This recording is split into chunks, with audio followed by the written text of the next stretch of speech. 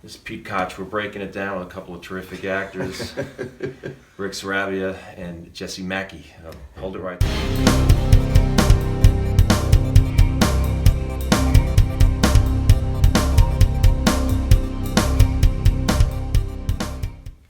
Pete Koch here, breaking it down with Jesse Mackey Ric Sarabia. Again, we broke it down already, and now we're going to break some more. In the middle position, and we're going to talk about acting. I just want to have a kind of a forum here real quick. I know there's a lot of folks out there that are interested in getting into the acting business or elevating their acting business or getting as busy as these actors are.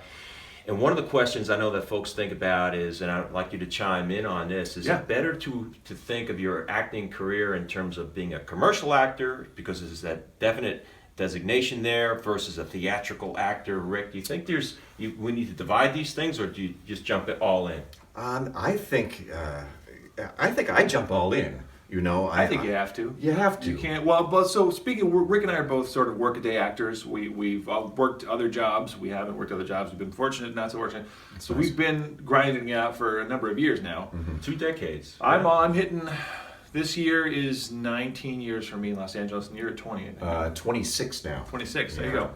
So. And a lot of actors you meet, in theater school and such, take sort of a high horse attitude about, I'm not going to do commercials. That's beneath me. I'm doing theater or whatever. Right. You quickly learn when you move to this town, in order to stay afloat, you will do whatever you need to do. You do commercials. I'm not saying go do pornos. Don't do that. But or unless that's your thing. But you have to do what you have to do to make ends meet. And commercials are can be an amazing source of income for workaday actors. Right. One solid commercial could fund your operation for the rest of the year. Well said. So it's they don't look down on anything. Right. I'm saying. And another point that I've heard discussed many times, and I think this is an interesting subject, and because of this, in terms of theatrically thinking, to a lesser extent commercially, but do you put a certain mindset, attach a mindset? Are you a character actor, or are you a leading man, or can character actor or character types be leading men? How does all that, Rick? How do you think all that the calculus works on that? Well, I think I've always been a character actor. I mean, look at me. I prefer not to. The thing is that I find that the older I get, and the older that we all get, we're turning into character actors. Yeah. That's something that I've always been working on. I lamented as a younger actor that I wasn't working much, and a friend of mine, Amanda Duarte, she at the time said to me something which at first didn't make sense, but now it does, which is, you're going to work a lot later, you're going to grow into your face. Grow into your face. And I thought, but now it makes sense to me. The older I've gotten, the more I've been working, your face develops sort of more gravitas, I guess, or more of a look than when you're a fresh-faced young person here in the town. There's so many of you, and the older you get, if you have the chops and you and a good look about you, you're going to work. I worked with an acting coach who said to everybody in this room, male, female, tall, short, typically attractive or somewhat uniquely attractive, you are all leaders, leading men, leading ladies, and leading gentlemen, and you must view yourselves that way and go in with that confidence. Mm-hmm. Sure. Does that resonate? Sure. I think that's definitely a big part of it, going in with that kind of confidence. But here's the other edge of that sword. If you happen to get off the bus in Los Angeles because you're the prettiest girl in Des Moines, Iowa, and everybody said you should be in Hollywood, that's not really much of a spine to build on. That you have to be more than just a leading look, whether you're a lady or a man. Although those situations, Ashton Kutcher, sometimes do work out for that person, it's very, very, very, very rare. It's very rare that Johnny Appleseed gets off the bus and gets handed a multi-million-dollar contract. Sure. Training. In all fairness to this acting coach I was working with, he was selling his training. He was saying, "Come on, do the work. Let's get this thing right." However, what I did like about it, and I admit that I did, was I liked the mindset that he had going in. And he says, anything less than the mindset that you are a leading lady, you are a leading man, is going to leave you in the mindset of that 3-liner on CSI.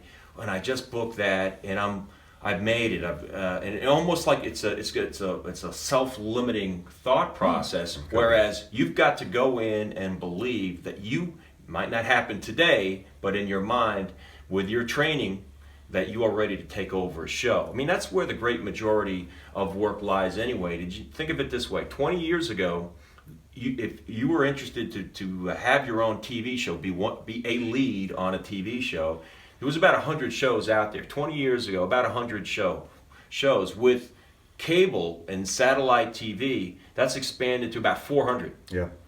Yeah. So set your sights, right, on your own show, on leading, on being a leader. I wonder if network TV is even going to stay around with this kind of competition, because the cable people, they get different rules to play by, and they can push the envelope further and further. And they're willing to try more things, and they're able to try things that networks maybe not are able to, given their constraints. Exactly. And I just did a show for CBS, and one of the lines I had to say was, "Lawyer is like leech on my balls." All right, that's for CBS, and the standards and practices people, they wrote it for the show. The standards and practices people said, "Can we change balls to ass?"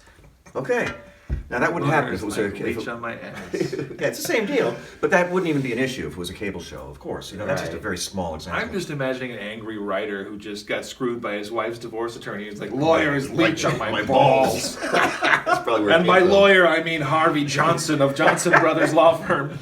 Yeah, but so I'm really worried about network. Really. Because we have all this digital content. Yeah. We need the Hulu and Amazon, Netflix. They need all of it. actors to bring their the writing to life. Their shows to reality. Their unique voice. Their you know? voice, right? So the available pool of actors is always expanding. However, I think at a greater and more interesting rate is the available pool of opportunity. Yes. We're living in an amazing time right now for the available pool of opportunity as far as television and film goes. It's really blowing up right now. On the other hand, everybody seems to be in a downward spiral race to pay the artist as little as possible. Well, That's something something we I've got to been look out finding. for. Yeah, no, it's absolutely right. There's a lot of commercials these days are heading non-union and Yeah. things like that, where we're really starting to slide back a little bit, and we need to figure out how to get our union to fix that. An actor, if he works at a certain rate once, that's their quote, all right? So that when you get another job, they ask, what's your quote? And mine hasn't been met for a number of years now. They just go, okay, this is how much money he's going to get paid, and that's it. So what good is having the quote? It's Not well, it makes Very me- little negotiating. Makes me feel a little bit better, but, Yeah. but that's all. We sit here and we unpack. This is sort of the insider stuff of actors, right? And for those that are working, and if we just step back, I'd like to kind of just summarize things or close things out this way for this short conversation. But how important is training to position yourself to where we can have this conversation? And you guys are so working all the time, but how important is the training that's positioned you right where you're at? It gives you the leg up, you Yeah. know? I mean, really, you have to have a solid foundation to base your entire work on. Right. You need to know, how to come at characters and things, and how to be prepared for these auditions you're going to get to. And some of it, I found, having moved here, some of it is also on the job training or on the set training, or, when I first moved to town, I did some background work just because I wanted to see what it was like, and there's a paycheck involved, but somebody's ringing. Yeah. That's Pete Koch, blowing it up with Pete Koch over there. So you need getting an idea of what a set is like and how people behave on a set, and what kind of things, the terminology that gets used and that sort of thing. Yeah. Well, at that point, and we're getting a little bit ahead of ourselves, but at that point, you talk about the training positions yourself for success in such a competitive business.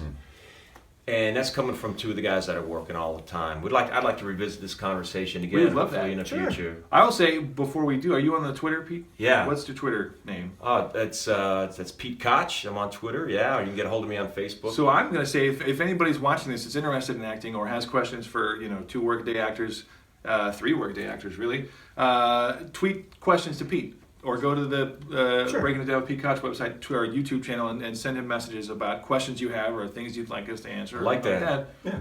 Happily. Cool. We'll get back with you on that. And you can also leave comments below. I'll put some information about these guys in the show notes, and go ahead and leave comments on Facebook, and of course YouTube. Thanks, guys. Thank you. Thank you, Pete. Yeah, Breaking It Down. See you next time.